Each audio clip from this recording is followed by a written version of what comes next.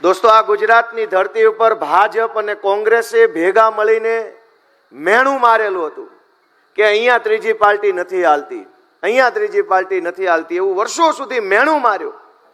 પણ ગુજરાતના છેવાડાનો નાનો માણસ બેઠો થયો, ગુજરાતની જનતા બેઠી થઈ, આમ આદમી બેઠો થયો, નાના માણસે મોટો સંકલ્પ લીધો કે જે આટલા વર્ષો સુધી નથી થયું એ હું કરી બતાવીશ, અને સંકલ્પનું સારું પરિણામ આવ્યું. એ બદલ તમને સૌને મારી શુભેચ્છાઓ છે દોસ્તો. અને નાના માણસના સંકલ્પના બળને ઓછું ન આંકવું જોઈએ, કેમ કે નાનો માણસ આ દેશમાં જે ધારે એ થાય છે. વિસાવદર, ભેસાણ અને જૂનાગઢ ગ્રામ્યના ખેડૂતો, ખેત મજૂરો, વેપારીઓ, રત્ન કલાકારો, મહિલાઓ, યુવાનો બધાએ આ ચૂંટણીમાં સંકલ્પ કર્યો હતો કે સત્તાને જેવડી તાકાત લગાવી હોય એવડી તાકાત લગાવી દે, અમે તો અમારા ગોપાલને આ વખતે એક તક આપવાના છીએ. અને પરિણામ તમારી નજર સામે છે કે આખા ગુજરાતની સરકાર, ધારાસભ્યો, સાંસદ સભ્યો, મંત્રીઓ, ચેરમેનો, પોલીસ, ગુંડા, બુટલેગરો, ગુજરાત આખાની તાકાત વિસાવદર વિધાનસભામાં ભાજપે લગાવી. પણ વિસાવદરની બળુકી મહેનતુ અને સિંહની હારે રહેલી જનતાએ એક અદ્ભુત ન્યાય નિર્ણય કર્યો છે અને આખા ગુજરાતને એક સંદેશ આપવાનું કામ કર્યું છે. દોસ્તો, વિસાવદરથી આપણને એક સંદેશ મળ્યો છે કે જો આપણે બધાય આવી રીતે એક ટીમ બનીને મહેનત કરીશું, લક્ષ્ય સાથે રાખીને મહેનત કરીશું, તો જેવું પરિણામ વિસાવદરમાં આવ્યું એવું જ પરિણામ આખા ગુજરાતમાં આપવા માટે જનતા આપણને રાહ જોઈ રહી છે. જનતા આપણને ઈચ્છે છે, જનતા આપણને પ્રેમ કરે છે, જનતા આપણી રાહ જોઈ રહી છે. હવે આપણી જવાબદારી છે કે આપણે ઘર ઘર સુધી પહોંચીએ, વ્યક્તિ વ્યક્તિ સુધી પહોંચીએ, એક એક માણસ સુધી આપણે આમ આદમી પાર્ટીનો વિચાર અને અરવિંદ કેજરીવાલજીના કાર્યોને પહોંચાડીએ. દોસ્તો, આ ગુજરાતે છેલ્લા 30 વર્ષથી ભાજપ જેવી ભ્રષ્ટ અને દુષ્ટ પાર્ટીનો જુલમ સહન કરવાનું કામ કર્યું છે. ગુજરાત ક્યારેય આવું નહોતું. ગુજરાત તો ક્રાંતિની ધરતી છે. આ ગુજરાતની ધરતી ઉપરથી ગાંધી બાપુ જેવા એક સામાન્ય માણસે હુંકાર ભર્યો કે દેશમાંથી હું અંગ્રેજોને હટાવીશ. આ જ ગુજરાતની ધરતી ઉપરથી સરદાર પટેલ જેવા આગેવાનોએ હુંકાર ભર્યો કે હું અંગ્રેજોની ગુલામી સહન નહીં કરું. પણ દોસ્તો, આપણે આપણા આત્માને પૂછવું પડશે કે જે ગુજરાતની ધરતી ઉપર ગાંધી અને સરદાર હુંકાર ભરે અને અંગ્રેજોને ભગાવે, એ ગુજરાતની ધરતીનો આજનો યુવાન શું આ ભાજપને નહીં ભગાડી શકે? આ ભાજપની તાનાશાહી નહીં હટાવી શકે? શું ગુજરાતનો યુવાન ગાંધીના રસ્તે નથી? દોસ્તો, ગુજરાતના યુવાનોને હું વિનંતી કરું છું કે જાગો, તમારા આત્માને જગાડો, તમારી અંદર બેઠેલો ક્રાંતિકારી યુવાન જગાડો, સંઘર્ષનો રસ્તો પસંદ કરો અને સાથ આપો. આપણે બધા ભેગા મળી અને આ ગુજરાતને ભાજપની ચુંગાલમાંથી છોડાવવાનું કામ કરવાનું છે. મિત્રો, અનેક બાબતો છે જે કહી શકાય. તમે જુઓ કે સુરતમાં ખાડી પૂર આવ્યું, ગયા વર્ષે વડોદરામાં પૂર આવ્યું, એની પહેલાના વર્ષે જૂનાગઢમાં પૂર આવ્યું, એની પહેલા 2 વર્ષ પહેલા અંકલેશ્વર, ભરૂચમાં પૂર આવ્યું. એક તરફ ભાજપના ભ્રષ્ટાચારના કારણે શહેરોમાં પૂર આવે છે અને બીજી બાજુ ગામડામાં ખેડૂતના ખેતરે આજે 40 વર્ષથી પાણી નથી પહોંચ્યું. એક તરફ પાણી પાણી, એક બાજુ પાણી નહીં. આવો બેકાર વહીવટ ભાજપની સરકાર 40 વર્ષથી કરી રહી છે.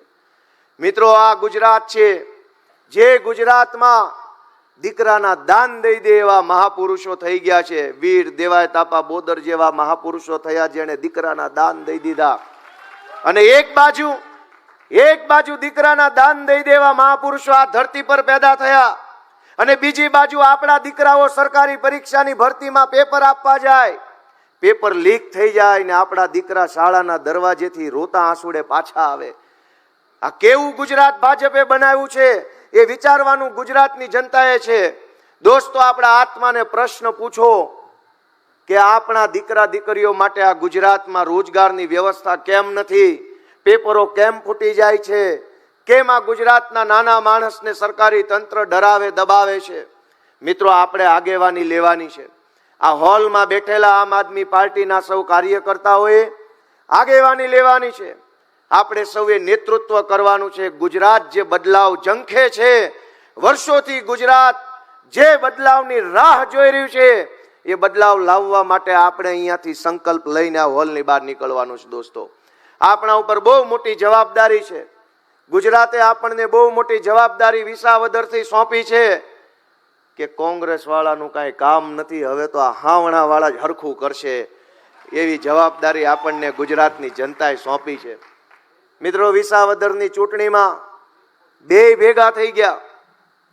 મને હરાવવા માટે, ગુજરાતની જનતાનો અવાજ દબાવવા માટે, ખેડૂતનો અવાજ વિધાનસભા સુધી ન પહોંચે એના માટે બે ભેગા થઈ ગયા અને આખા ગુજરાતે લાઈવ સ્ટ્રીમ કેમેરાના માધ્યમથી બેયની હાંઠગાંઠને જોઈ લીધી કાં તો ભેગા છે. દોસ્તો, હવે આપણે નક્કી કરવાનું છે કે આપણે કઈ દિશામાં આગળ વધવું છે. હું તો એક નાનો માણસ છું. અરવિંદ કેજરીવાલજીએ અને આમ આદમી પાર્ટીએ મારા જેવા નાના માણસને કેવડી મોટી જવાબદારીને કેવડું મોટું પ્લેટફોર્મ આપ્યું, એ બદલ હું પાર્ટીનો અરવિંદ કેજરીવાલજીનો પણ આભાર વ્યક્ત કરું છું.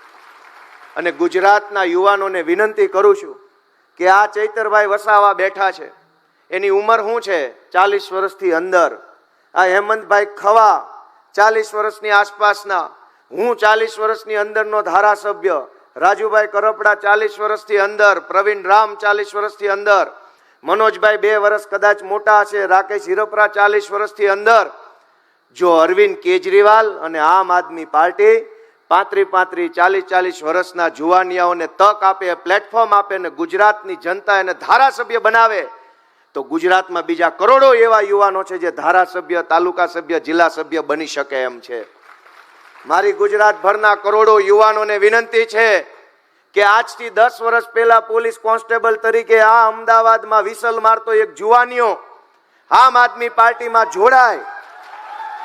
એક પોલીસ કોન્સ્ટેબલ બનેલો જુવાનિયો જો આમ આદમી પાર્ટીમાં જોડાય, અરવિંદજીનું માર્ગદર્શન મળે, ઈશુદાનભાઈની હૂંફ મળે અને જનતાનો પ્રેમ મળે ને કોન્સ્ટેબલ જો ધારાસભ્ય બની શકતો હોય, તો ગુજરાતની ધરતીમાં એવા અનેક યુવાનો છે જેની બાહુમાં બળ છે, જેના દિમાગમાં બળ છે.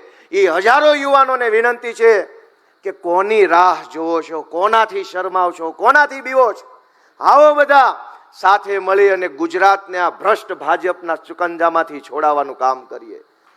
દોસ્તો, કહેવા બેસીએ તો અનેક પીડાઓ છે, કહેવા માટે વાતો ખૂટે એમ નથી, પણ કરવા જેવું એક જ કામ છે અને એ કામ છે કે હાવણો મારો અને ભાજપની ગંદકીને સાફ કરો અને ગુજરાતને ઊંચો લાવવાનું કામ કરો. મિત્રો, હું આમ આદમી પાર્ટીની મંચ ઉપર બેઠેલી આખી ટીમનો આભાર વ્યક્ત કરું છું. નામ લેવા બેસીશ તો અનેક એવા નામ છે જેણે વિસાવદર વિધાનસભાની ચૂંટણીમાં ખૂબ મહેનત કરી છે. એક એક માણસે પોતાનું સર્વસ્વ દાવ પર લગાવી અને પૂરી તાકાતથી કામ કર્યું છે. એક એક વ્યક્તિનું નામ લઈને કહેવા બેસીએ તો કોણે કેવડું મોટું યોગદાન આ ચૂંટણીમાં આપ્યું છે એ તો ઇતિહાસના પાને લખાશે. પણ આખી આમ આદમી પાર્ટીની ટીમે પૂરા 2, 2.5, 3 મહિના સુધી આ ચૂંટણીની અંદર પોતાનો કિંમતી સમય ફાળવ્યો, તાકાત અજમાવી, પોતાના સંબંધો, પોતાને ઓળખાણોનો ઉપયોગ કરી અને લોકોને વિનવ્યા કે આ ચૂંટણીની અંદર ભાજપને હરાવી અને ગોપાલ ઇટાલિયાને જીતાડે. હું આમ આદમી પાર્ટીના એક એક ક્રાંતિકારી કાર્યકર્તાઓનો આભાર વ્યક્ત કરું છું. મિત્રો, દોસ્તો, મારી છેલ્લી વાત ખાસ કરીને આમ આદમી પાર્ટીના આપણા કાર્યકર્તા માટે કે દોસ્તો, હવે આળસ ખંખેરવાની છે, હતાશા છોડી દેવાની છે, નિરાશાને ભગાડી દેવાની છે. પોતાનો વ્યક્તિગત ગમો કે અણગમો, પસંદ કે નાપસંદને છોડીને ગુજરાત માટે ઊભું થઈ અને દોડવા માંડવાનું અને સતત ચાલતા રહેવાનું આપણે હવે આજથી ચાલુ કરવાનું. મિત્રો, ગુજરાત આપણી પાસેથી આશા રાખે છે. આપણે કંઈક આપણી પોતાની નાની નાની વાતને લઈને, નાના નાના મતભેદને લઈને અટકી ન જઈએ, આપણી ઉર્જા વેડફાઈ ન જાય, એ જોવાની જવાબદારી આપણા બધાની છે. તમામ જિલ્લાની અંદર કામ કરતા આમ આદમી પાર્ટીના કાર્યકર્તાઓને હું વિનંતી કરું છું કે પાર્ટી પ્રોગ્રામ ગોઠવે છે, હું બધા જિલ્લામાં ધીમે ધીમે સમયે સમયે આવવાનો છું, પણ તમે બધાએ પૂરી તાકાતથી સક્રિય થઈને ખભે ખભો મિલાવીને આવનારી સ્થાનિક સ્વરાજ્યની ચૂંટણીની અંદર આમ આદમી પાર્ટીને ગુજરાતના ઇતિહાસમાં ન મળી હોય એટલી સીટો મળે એ માટે અત્યારથી આપણે દોસ્તો કામે લાગી જવાનું છે. મિત્રો, આપણે બધાએ ગુજરાતમાં એવું કામ કરી બતાવ્યું છે જે કામ ગુજરાતના ઇતિહાસમાં નથી થયું. એ ચાહે 2020ની તાલુકા જિલ્લા પંચાયતની ચૂંટણી હોય કે 2024માં લોકસભાની ચૂંટણીમાં ચૈતરભાઈનો પ્રચાર હોય કે ગાંધીનગરની કોર્પોરેશનની ચૂંટણી હોય કે દોસ્તો આ 2022ની વિધાનસભાની ચૂંટણી હોય, ગુજરાતના ઇતિહાસમાં ભાજપને ક્યારેય કોઈએ ટક્કર ન આપી હોય એવી ટક્કર આપવાનું કામ આપણે બધાએ ભેગા મળીને કર્યું છે. દોસ્તો, આપણે બધાએ બહુ મોટું કામ કર્યું છે. આપણે બધાએ ભેગા મળી અને આવનારા દિવસોમાં ગુજરાતને ભાજપના ભ્રષ્ટ અને દુષ્ટ શાસનથી છોડાવવા માટે ખભે ખભો મિલાવીને કામ કરીએ એવી સૌને પ્રાર્થનાઓ સાથે ફરી એક વખત હું આપણા માનનીય પ્રદેશ અધ્યક્ષ ઈશુદાનભાઈનો વિશેષ આભાર માનવા માંગીશ. કારણ કે 2022ની વિધાનસભાની ચૂંટણી પછી ઘણો નિરાશાનો માહોલ હતો, ઘણી હતાશાઓ હતી, ઘણી બધી સમસ્યાઓ આવી. કેમ કે પાર્ટીની અપેક્ષા સરકાર બનાવવાની હતી અને પરિણામ કંઈક અલગ આવ્યું. એના કારણે જે હતાશા આવી, નિરાશા આવી, સમાજમાંથી મેણા ઠોણા આવ્યા, લોકોએ ઠેકડી ઉડાવી, મજાક કરી, ટીવીમાં આપણું આવતું બંધ થઈ ગયું, છાપામાં છપાતું બંધ થઈ ગયું, કાર્યકર્તાઓને હિંમત હારી ગયા. એવા સમયે અડીખમ ઊભા રહી અને જેણે પાર્ટીને આગળ લઈ આવવાનું કામ કર્યું એવા માનનીય ઈશુદાનભાઈના આપણે વિશેષ આભારી છીએ. સારો સમય આવે ત્યારે તો બધાય મહાન, ત્યારે તો બધાય નેતા, બધાય ચાણક્ય, પણ નબળા સમયની અંદર ટકી જાય અને ટકાવી રાખે ને એ જ અસલી ચાણક્ય. આવા પ્રકારના વિડીયો તમને જોવા ગમતા હોય તો હોટલાઇન ન્યૂઝ ચેનલને લાઇક, શેર અને સબસ્ક્રાઇબ કરો.